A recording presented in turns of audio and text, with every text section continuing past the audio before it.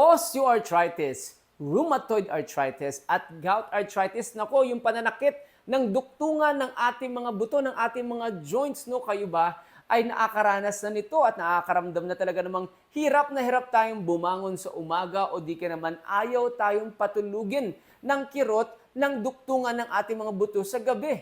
Ano nga ba ang maaaring natin gawin? Alam niyo ba, may pag-aaral na ang glucosamine, chondroitin at collagen na pinagsama-sama na may triple action formula ay maaaring makatulong sa inyo upang sa ganun ay maibsan naman ang inyong nararamdaman dyan sa inyong osteoarthritis, rheumatoid at gout arthritis.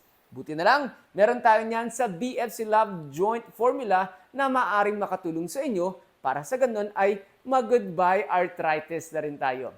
Mag-take 1 capsule in the morning, 1 capsule at nighttime, 30 minutes pagkatapos kumain. Aprobado yan ng Food and Drug Administration, kaya ano pang hinihintay nyo?